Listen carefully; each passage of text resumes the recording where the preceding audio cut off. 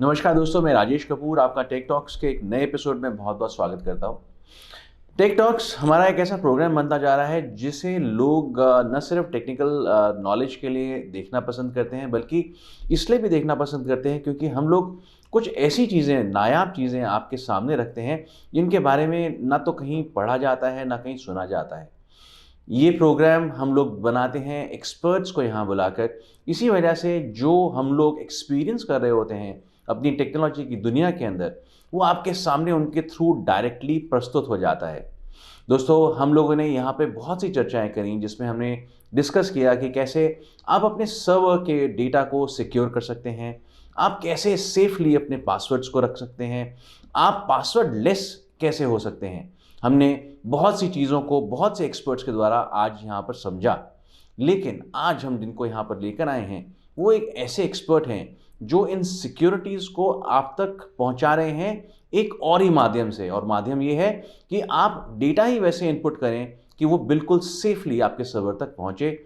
कहीं से भी ऐसा स्कोप ना बचा रह जाए कि आपका जो इनपुट हम लोग करते हैं, डेटा को जब लिखते हैं, तो वो कुछ इस तरह का हम लोग उसके अंदर लिख दें जो आपके हैकर्स के काम आ जाए या ऐसे लोगों के काम आ जाए जो कि सर्वर के अंदर घुसकर आपके डेटा को चुराना चाहते हैं। तो हम लोग बात कर रहे हैं यहाँ सॉफ्टवेयर डेवलपर की।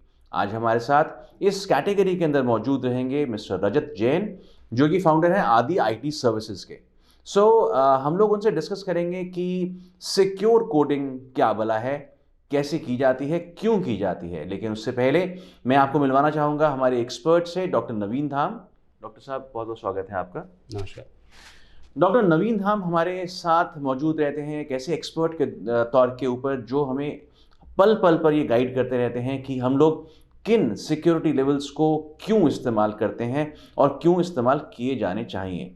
उनकी कंपनी GISPL एक वर्ल्ड फेमस ऑर्गेनाइजेशन है जो कि कंप्लायंसेस वर्ल्ड ओवर, बैंकिंग के या कॉर्पोरेट सेक्टर्स के वर्ल्ड ओवर कंप्लायंसेस को मॉनिटर करती है और उनको फुली सिक्योर होने में मदद करती है।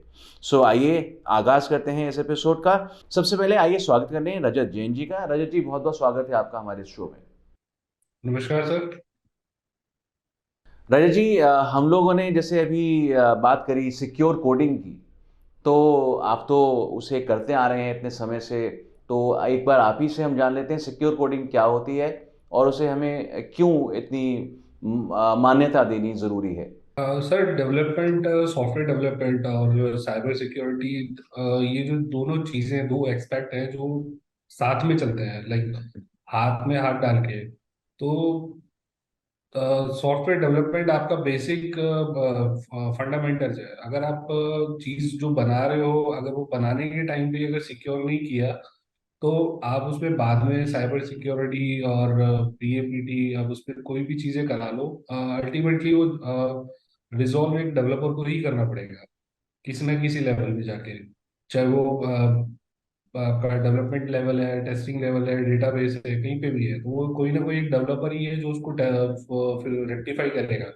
तो इन सब चीजों को अगर हम सिक्योर डेवलपमेंट के through during the process of development ही अगर इसको टेक केयर कर ले, तो हमारा जो वनरेबिलिटीज है वो बहुत ही मिनिमाइज हो जाती हैं ड्यूरिंग द टेस्टिंग फेज। जो आपका सिक्योरिटी टेस्टिंग फेज है, उस फेज में ये सारी रिक्वायरमेंट बड़ी मिनिमाइज हो जाती हैं। तो this is how security testing and development goes hand in hand. Okay. तो डॉक्टर साहब, यहाँ पर एक बार आपसे भी पूछना ज़रूरी बन जाता है कि आप तब सिस्टम्स को चेक करते हैं जब कहीं आपको उसमें खामी नज़र आती है, कहीं सिक्योरिटी ब्रीच होती है, तब आपका रोल प्ले होता है।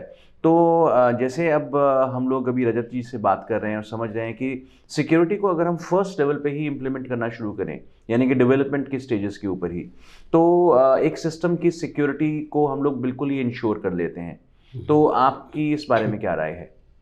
देखिए, अगर सबसे पहले हम बात करते हैं कंप्लाइंसेस क्या कहते हैं इसके बारे में। कंप्लायंस में जैसे कि ISO 27001 है। ISO 27001 जो साइबर सिक्योरिटी, इंफॉर्मेशन सिक्योरिटी का कंप्लायंस है, उसमें भी एक क्लॉज दिया गया है कि एक क्लॉज है जो कि सिक्योर डेवलपमेंट का क्लॉज है, राइट। तो वो ये कहता है कि आपको जब डेवलपमेंट करनी है, तो सिक्योर डेवलपमेंट का एक स्टैंडर्ड है जो जिसे कि हम OWASP कहते हैं, ठीक है। तो OWASP टॉप 10 स्टैंडर्ड होता है, जिसमें कि 10 ऐसी वनरेबिलिटीज़ होती हैं जिसे कि हमें ध्यान में रखना है जब हम डेवलपमेंट कर रहे हैं। तो सिक्योर डेवलपमेंट के टाइम पे वो 10 वनरेबिलिटीज़ को ध्यान रख के हमें कोडिंग करनी होती है, और जो वो स्टैंडर्ड है वो पूरा बताता है आपको कि इसको आपको कैसे कैसे डेवलप करना है किसी भी एप्लीकेशन को।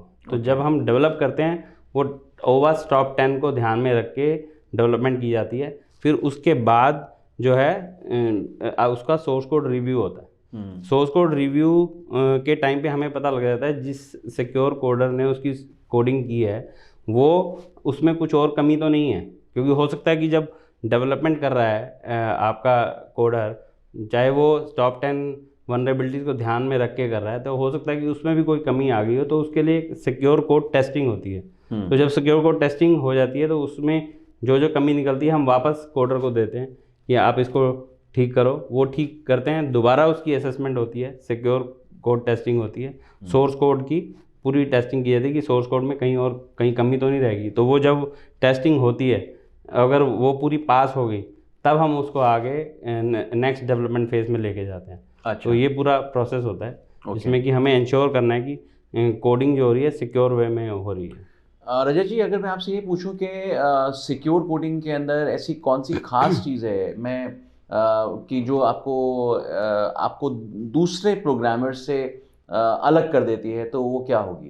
सर जैसे अभी डॉक्टर साहब ने बोला दिया, ये ओवास की कुछ 10 वनरेबिलिटीज होती हैं जो कि डेवलपमेंट के टाइम पे हमें ध्यान रखनी होती है। तो सिक्योर कोडिंग के लिए हम लोग इन सब चीज़ों का, फॉर एग्जांपल जैसे कि आपका जो डेटा है, सेंसिटिव डेटा कहीं भी क्लाइंट साइड पे नहीं होना चाहिए।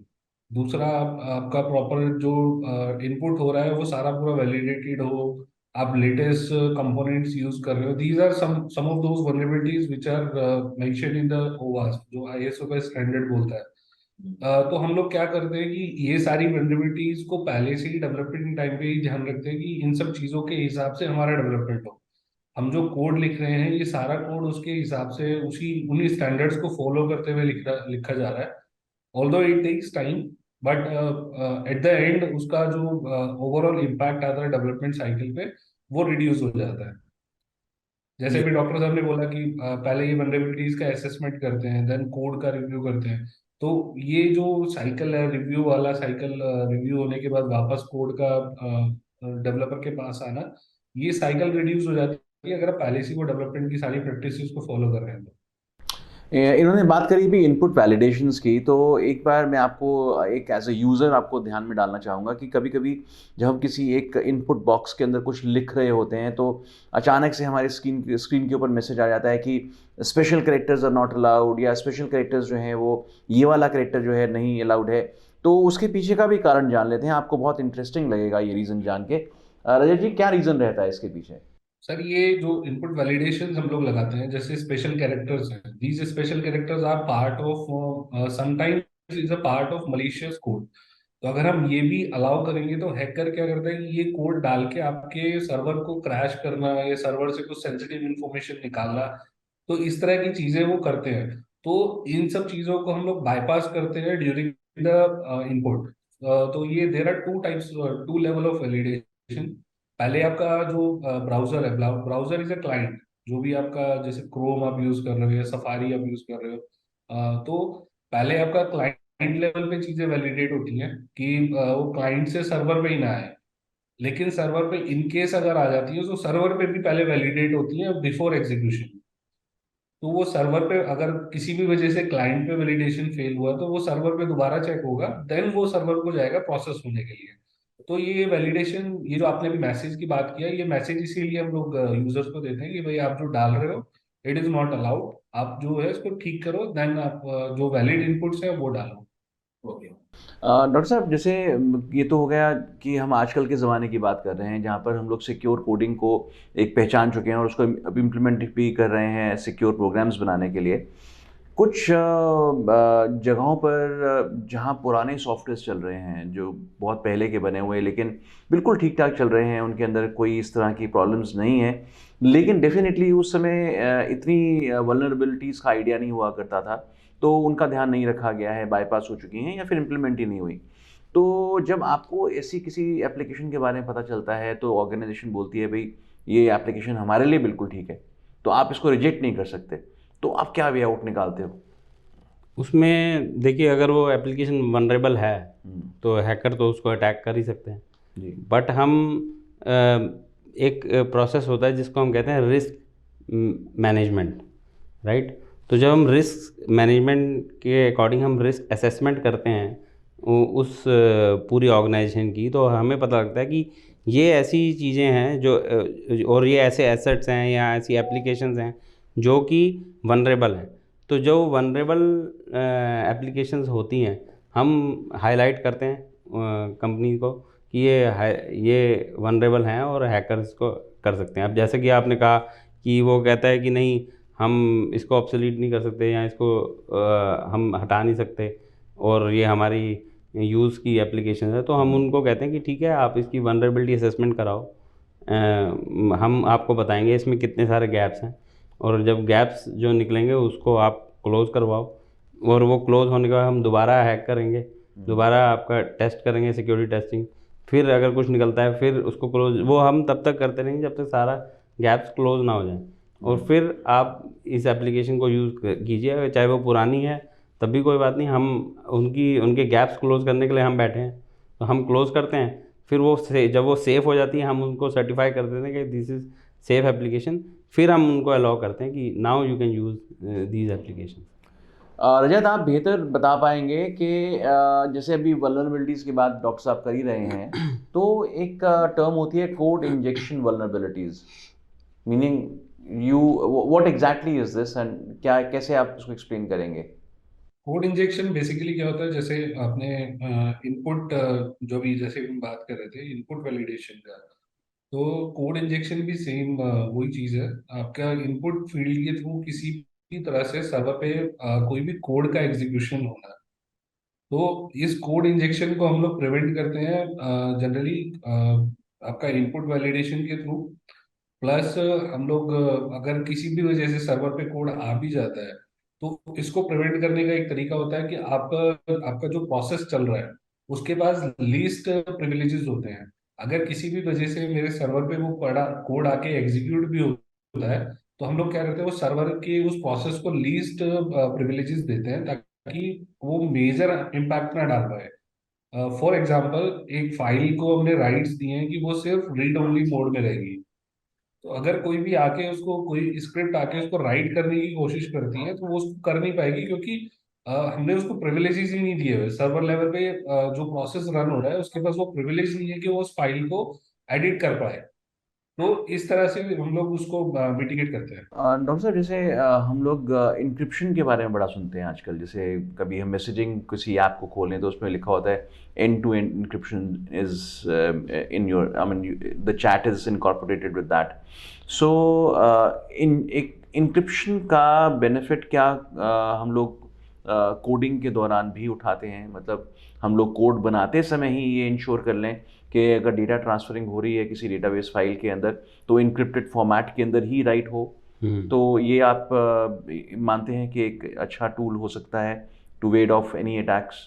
बिल्कुल। हम जब सॉफ्टवेयर डेवलपमेंट हो रही होती है तो उसमें हम उनको रेकमेंड करते हैं। कई बार हम जब वनरेबिलिटी असेसमेंट या सिक्योरिटी टेस्टिंग करते हैं कि एप्लीकेशन की, तो हमें पता लगता है कि यहाँ पर क्लियर टेक्स्ट में पासवर्ड फ्लो हो रहे हैं इस एप्लीकेशन में। किसी ने एप्लीकेशन में पासवर्ड डाला और हम पीछे से वो एप्लीकेशन का पासवर्ड देख सकते हैं कि उस यूज़र का पासवर्ड देख सकते हैं कि उसने क्या पासवर्ड डाला था। वो उसको कहते हैं क्लियर टेक्स्ट, कि क्लियरली हमें दिख गया।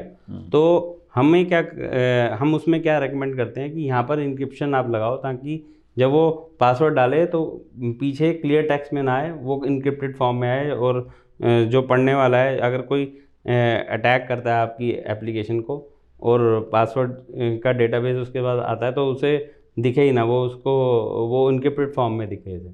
तो वो बहुत ज़रूरी एक कंपोनेंट है encryption. As a developer encryption को कैसे इम्प्लीमेंट किया जा सकता है कोडिंग के अंदर, और कैसे आप करते हैं इस समय? हाँ, जैसे अभी डॉक्टर साहब ने बोला कि किसी भी एप्लीकेशन में जो डेटा फ्लो हो रहा है, ये क्लाइंट और सर्वर के बीच में डेटा फ्लो हो रहा है। तो जब ये क्लाइंट सर्वर आर्किटेक्चर पे कोई एप्लीकेशन चल रही है, तो हम लोगों को कोशिश ये रहता है कि जो भी डेटा फ्लो हो रहा है ये एक सिक्योर चैनल पे फ्लो हो, प्लस इंक्रिप्टेड फॉर्म में फ्लो हो। सिक्योर चैनल से मतलब एसएसएल के थ्रू हमारा सारा चैनल चल रहा हो, एंड अपना जो डेटा है वो भी इंक्रिप्टेड फॉर्म में हो। कहीं कोई चीज अगर हमें स्टोर करनी है तो वो इंक्रिप्टेड फॉर्म में है। पहली चीज तो हम सेंसिटिव इंफॉर्मेशन को ट्राई करते हैं कि क्लाइंट साइड पे वो सेव ना हो, ब्राउजर में, कैशे में, कुकीज में, ये कहीं पे चीजें सेव ना हो। बट अगर किसी वजह से अगर सेव भी करनी है तो it should be in encrypted form, और वो इंक्रिप्शन भी सिर्फ सर्वर और क्लाइंट को पता हो। मतलब जो प्राइवेट की और पब्लिक की वाला मैकेनिज्म होता है वो सिर्फ क्लाइंट और सर्वर के बीच में हो। तो वो it is not a normal encryption, वो पूरा एक अलग प्रोसेस हम कस्टम बनाते हैं अपने सर्वर के बीच में, ताकि जब वो कम्युनिकेशन हो रहा है तो it should not be a part कि भाई कोई ऑलरेडी से बना हुआ कोई क्रिप्टोग्राफिक मेथड है जिसके थ्रू वो सारा चल रहा है। तो हम लोग उसमें कुछ सॉल्ट्स ऐड करते हैं, कुछ की अपेंड करके कुछ इस तरीके से चीजें अपेंड करते हैं जो कि सर्वर और क्लाइंट को भी पता है कि ये चीजें इस तरीके से आने वाली हैं। तो वहाँ के आपका डेटा है जो सिक्योर फॉर्म में वो ट्रैवल करता है, और स्टोर भी जो रहता है वो सिक्योर फॉर्म में रहता है, एंड हैकर्स डोंट नो कि उसमें क्या मैकेनिज्म लगा हुआ है। सो अब बात हो ही रही है डेवलपमेंट की और आपने इंक्रिप्शन को ऐसे इतने बेहतरीन तरीके से समझाया। एक कॉमन ऑथेंटिकेशन के बारे में भी मैं समझना चाहूँगा आपसे। डेवलपर्स को इसके बारे में क्या, कैसे इनकॉर्पोरेशन इसकी करनी चाहिए, कैसे इसको ट्रीट किया जाता है? कॉमन ऑथेंटिकेशंस में यूजर ऑथेंटिकेशन और authorisation, there are two things in user user context. तो आपका जो ऑथराइजेशन होता है कि आपका एप्लीकेशन में जो चीज, जो कंपोनेंट जिस पर्टिकुलर यूजर ने एक्सेस करनी है वो उसी चीज को एक्सेस कर पा रहा है। फॉर एग्जांपल, एक एडमिन रोल का यूजर है जिसको सारी चीजें अवेलेबल है, तो वो कहीं ऐसा तो नहीं है कि जो हायरार्की में उससे नीचे का यूजर है उसको भी वो चीजें विजिबल है। तो वो ऑथराइजेशन प्रॉपर लगा है, प्रॉपर सेटअप है एप्लीकेशन के अंदर, नहीं है। तो दिस इज वन पार्ट। और ऑथेंटिकेशन के लिए हम लोग प्रॉपर सेशन मैनेजमेंट, आपका जो सेशन है वो प्रॉपर टाइम आउट हो रहा है कि नहीं हो रहा, प्रॉपरली सेशन पूरे चेक हो रहे हैं कि नहीं हो रहे, हर रिक्वेस्ट में वो सेशन आपका वैलिडेट होता है। तो इस तरीके से हम पूरा सेशन मैनेजमेंट उसमें करते हैं। तो फिर Ajay ji, principle of least privileges जो हैं उसके बारे में भी कुछ समझा दीजिए, बिकॉज ये भी कहीं ना कहीं ऑथराइजेशन से ही जो है वो कहीं ना ताल्लुक रखते हैं। सर अभी जैसे मैंने बताया, प्रिंसिपल ऑफ लीस्ट प्रिविलेज क्या बोलते हैं कि आपका जो प्रोसेस है, जो प्रोसेस सर्वर पे एग्जीक्यूट हो रहा है उसके पास मिनिमल परमिशन होनी चाहिए उस प्रोसेस को एग्जीक्यूशन होने के लिए। ऐसा ना हो कि वो सर्वर पे बहुत ही बड़े लेवल के प्रिविलेजेस लेके बैठा है which can harm your server, मतलब which can give the access to the hacker, complete access to the hacker. अगर वो लीस्ट प्रिविलेज वाला प्रोसेस है जो कि लिमिटेड चीजों को लेके रन हो रहा है, तो वहां पे क्या है कि आपका पूरा सर्वर कॉम्प्रोमाइज नहीं होता। आप उस प्रोसेस को बंद करो या उस पर्टिकुलर एक्सेस को आप बंद कर दो, तो यू कैन डैमेज कंट्रोल, अगर किसी भी वजह से हो जाता है तो आप वो डैमेज को कंट्रोल कर सकते हो। लेकिन अगर उसके बाद पूरा ही एक्सेस है तो वो क्या करेगा कि वो आपका एक्सेस बंद कर देगा। अगर आपका सर्वर कॉम्प्रोमाइज भी होता है, अगर उसके पास सारी चीजों का एक्सेस है, तो वो क्या करेगा, सबसे पहले आपका एक्सेस बंद करेगा, क्योंकि उसके पास वो राइट्स है आपको बंद करने के। बट अगर हम उसको वो परमिशन ही अलाउ नहीं करेंगे तो वो फिर आपको, you can control that damage.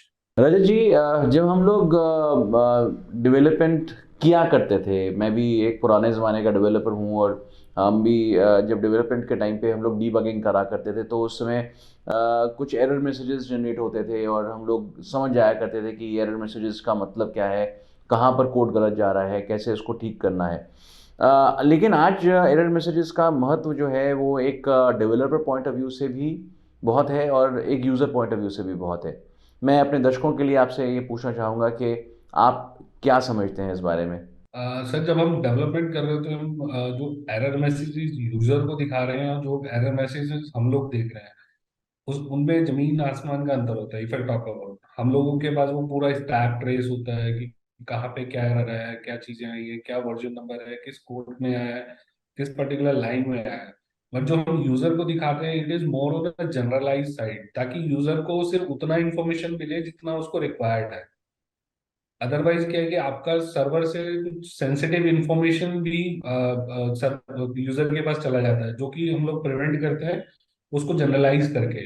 लेकिन बैकएंड में लॉग्स में हमारे पास सारा पूरा डिटेल रहता है कि कहाँ पे क्या एरर आया था, क्या किस particular, even we can trace कि किस लाइन में एरर आया, किस फंक्शन में एरर आया। तो हम लोग वो पूरा वहां तक उस लेवल तक का लॉगिंग हमारे पास होता है। लेकिन हम लोग यूजर को सिर्फ एक जनरलाइज मैसेज देते हैं जितना उसको रिक्वायर्ड है, ताकि सर्वर और क्लाइंट के बीच में कोई unnecessary data of exchange of data ना हो। जी। वैसे तो इन एरर मैसेजेस को कभी हमें इग्नोर करना नहीं चाहिए, क्योंकि कहीं ना कहीं ये हमारी वल्नरेबिलिटीज़ को एक्सपोज कर रहे होते हैं, और अगर हम लोग इसको बाईपास या इग्नोर करते हुए चलें तो कहीं ना कहीं प्रॉब्लम्स हो सकती हैं। ये तो हुई डेवलपमेंट पॉइंट ऑफ व्यू से अगर हम बात करें तो, लेकिन आपका काम तो डेवलपमेंट स्टेटस के बहुत बाद का है, जहाँ पर यूजेज उसकी शुरू हो चुकी है, और यूजेज के दौरान हम लोग गैप्स को जब फाइंड करते हैं कि शायद डेवलपर ये नहीं बना पाया, या ये बना लिया होता तो हम लोग इससे बच सकते थे। तो ऐसे शॉर्टकट्स आप कैसे एनालाइज करते हैं अपनी वर्किंग के टाइम पे, कि और कैसे सजेस्ट करते होंगे डेवलपर को आप? इसमें जब हमारे पास आती है एप्लीकेशन, वो तो पूरी बनी होती है उस वक्त, जी। राइट। और उसमें अगर एरर कोड है या ऐसी कोई वनरेबिलिटीज़ हैं तो हम उसको हाईलाइट करते हैं। तो हाईलाइट करने के बाद रजत जी का काम आता है, जैसे कि वो सॉफ्टवेयर डेवलपर हैं, तो हम उनको देते हैं उसको ठीक करने के लिए। तो जब तक उसको ठीक नहीं करेंगे तो उसका कोई शॉर्टकट है नहीं, वे आउट है नहीं कि बिना उसके हम उसको ठीक करें, हम उसको बाईपास कर सकें। ऐसा कोई शॉर्टकट अभी तक बना नहीं है। तो करना तो डेवलपर को ही पड़ेगा। जो डेवलपर है उसे उस एरर को ठीक करना पड़ेगा, या जो भी वनरेबिलिटीज़ आई हैं वो ठीक होके वापस अपडेट करना पड़ेगा आपकी एप्लीकेशन को। और फिर उस पे हम वर्क कर सकते हैं। जैसे आप अपनी मोबाइल एप्लीकेशंस पे ही देखते हैं, हर आए दिन कोई ना कोई नया पैच आ जाता है। तो वो पैच क्यों आता है? वो इसीलिए आता है कि जो पुराने एरर्स हैं उनको ठीक करने के लिए नया पैच कंपनी निकालती है। जी। नहीं तो उसका कोई शॉर्टकट है नहीं। हम्म। अगर शॉर्टकट होता तो फिर पैच भी नहीं आते। जी बिल्कुल ठीक है। और ये तो इतना समझ गया हूँ रजत जी, कि ये फील्ड जो है वो इतनी वास्ट है और लगातार चेंज होती जा रही है, नया नया बहुत कुछ आता जा रहा है। जैसे अभी बताया, पैचेस जो हैं हर 15 दिन 20 दिन के अंदर हमारे पास मोबाइल के ऊपर एक मैसेज आ जाता है कि your software has been upgraded, आप उसको डाउनलोड कर लीजिए। आप लोगों को कितना ज़रूरी हो जाता है अपने आप को कॉन्स्टेंटली अपग्रेड करना, आपकी जो लाइब्रेरीज होती हैं उनको ठीक से मेंटेन करना आपके लिए कितना ज़रूरी हो जाता है अपने आप को लगातार अपडेटेड रखना? और यदि आप अपने आप को अपडेटेड नहीं रखते, डेफिनेटली हम समझते हैं कहाँ आप लैग कर जाएंगे, लेकिन सिक्योरिटी पॉइंट ऑफ व्यू से उसमें कितना खतरा रहता है? सर, अगर हम अपने आप को रेगुलर अपडेट नहीं करेंगे तो उसमें क्या होता है, जैसे कुछ चीजें, अब जैसे डॉक्टर साहब ने बोला कि हमने कुछ वनरेबिलिटी निकाल के दिया। कुछ वनरेबिलिटीज ऐसी होती है जो वर्ल्ड वाइड नोन होती हैं बड़े बड़ी कंपनीज में। फॉर एग्जांपल, माइक्रोसॉफ्ट ने कोई पैच रिलीज किया है या कोई प्रोडक्ट बनाया है, कोई लाइब्रेरी रिलीज की जिसके अंदर एक वनरेबिलिटी थी। अब माइक्रोसॉफ्ट की टीम ने वो सब चीजें एनालाइज करने के बाद एक नया पैच निकाला। अगर हम उस पैच को अपडेट नहीं करेंगे, हम अपने एप्लीकेशन में उस पैच को यूज कर रहे हैं, तो वो क्या होगा कि वो पुराना वाला जो पैच है वो पता है लोगों हैकर्स को कि इसके अंदर ये वनरेबिलिटीज है, इसको ऐसे ब्रेक कर सकते हैं।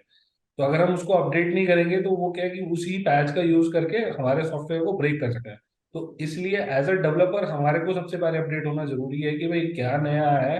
अगर किसी भी पैच का, किसी कंपोनेंट का कोई नया वर्जन अवेलेबल है तो उसको अपडेट करो, एंड जो आपका प्रोडक्ट है उसके अंदर उसको यूज करो। तो ये अपडेशन, तो as a developer it is required, आपको रेगुलरली अपडेट रहना जरूरी है। एक क्वेश्चन आप दोनों के लिए ही होगा यहाँ पर, रजत जी और धाम साहब।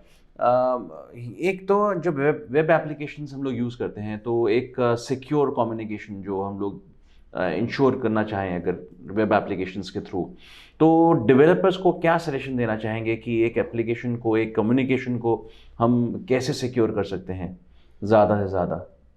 अगर कोई कम्युनिकेशन मॉड्यूल उसमें यूज़ हो रहा है जहाँ की कम्युनिकेट कर रहा है एक एप्लीकेशन अपने सर्वर से, तो जो उसका चैनल है उसको सिक्योर किया जाता है, जिसको हम सिक्योर टनल भी कहते हैं। उसमें क्या होता है कि अगर हैकर्स ने आपका सेशन सेशन हैक कर लिया, एक सेशन बना हुआ है आपके बीच में और सर्वर के बीच में, और वो सिक्योर नहीं है, वो इनक्रिप्टेड नहीं है, और उसको अगर हैक कर लिया तो वो आपकी जो सेशन आईडी है उसको स्पूफ करके अपनी, मतलब उसको देख लेगा ये सेशन आईडी है, वही सेशन आईडी वो यूज़ कर लेगा। तो सॉफ्टवेयर को ये लगेगा कि आप वो हैकर जो है वो ऑथेंटिकेटेड यूज़र है, तो वही सेम सेशन आईडी से वो आपके सर्वर से कांटेक्ट बना लेगा जी। तो वो उसको सिक्योर करने के लिए इंक्रिप्शन का यूज़ होता है, जैसे पहले भी हमने बताया कि SSL या अदर इंक्रिप्शन भी हैं जिसको यूज़ करके हम उसको सिक्योर कर देते हैं ताकि हैकर उस सेशन के बीच में ना आ सके। ओके, तो ये तो एक पॉइंट ऑफ व्यू हो गया एक ऑब्जर्वर का। मैं यूज़र भी नहीं कहूँगा डॉक्टर धाम को, because he is observing how the users are using the applications, और उस दौरान क्या वल्नरेबिलिटीज़ वो फेस करते हैं और जिसको सिक्योर करना उनका काम हो जाता है। एज अ डेवलपर आपको क्या लगता है कि अभी और क्या कुछ और इम्प्लीमेंट हो सकता है to make communication secure on web? Sir, इसमें कुछ चीजें रहती है, जैसे आपका जो डिफॉल्ट कॉन्फ़िगरेशंस होती हैं, डिफॉल्ट नेम्स होते हैं। जनरली डेवलपर्स क्या करते हैं, जो डिफॉल्ट फ्रेमवर्क्स ने नेम सेट किए हुए हैं जनरली उसी को कैरी करते हैं।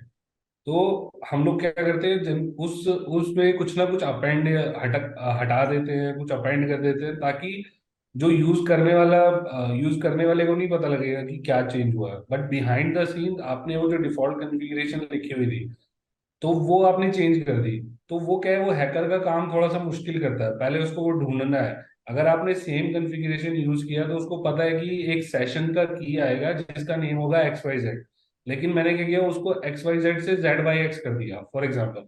तो अब उसको पता नहीं है कि मैंने उसको ZYX किया है या क्या नेम सेट किया है, तो वो हमने डिफॉल्ट कॉन्फ़िगरेशन चेंज कर दी है। तो इस तरह की चीजें हम लोग डेवलपमेंट के पॉइंट ऑफ व्यू से ध्यान रखते हैं, ताकि कॉन्फ़िगरेशन और ये जो भी इंक्रिप्शन हमारा जा रहा है, जो भी कम्युनिकेशन हो रहा है एप्लीकेशन और सर्वर के बीच में, वो एक सिक्योर्ड वे में कम्युनिकेशन। वंडरफुल। सो रजत जी, आपको मैं थैंक्स बोलना चाहूँगा। आपने इतना समय निकाला हमारे लिए पहली बात तो, और आपने इतनी वैल्यूएबल इन्फॉर्मेशन हमारे साथ शेयर करी, इसके लिए बहुत बहुत शुक्रिया आपका। और डॉक्टर धाम, हमेशा की तरह आपकी इनपुट्स तो हमेशा ही बहुत ही वैल्यूएबल रहती हैं, एंड वो इस प्लेटफॉर्म को और ज़्यादा जिसे कहते हैं पसंदीदा बना देती हैं, तो इसके लिए आपका बहुत बहुत शुक्रिया। दर्शकों, मैं आपसे ये कहना चाहूँगा कि यदि आप एक सिक्योर कोडिंग प्लेटफॉर्म ढूंढ रहे हैं या फिर प्रोग्रामर ढूंढ रहे हैं, रजत जी के नंबर्स हम लोग यहाँ फ्लैश कर रहे हैं, आप उन्हें नोट कर लीजिएगा। ऐसे व्यक्तियों से आपका रूबरू होना बहुत इंपॉर्टेंट हो जाता है, उनसे कुछ नया सीखने के लिए भी और उनसे कुछ नया बनवाने के लिए भी। आई एम श्योर वो आपके लिए बहुत ही हेल्पफुल रहेंगे। साथ ही में ये प्रोग्राम जिसके सौजन्य से यहाँ आपको प्रस्तुत हो पाता है, वो प्लेटफॉर्म्स हैं GISPL।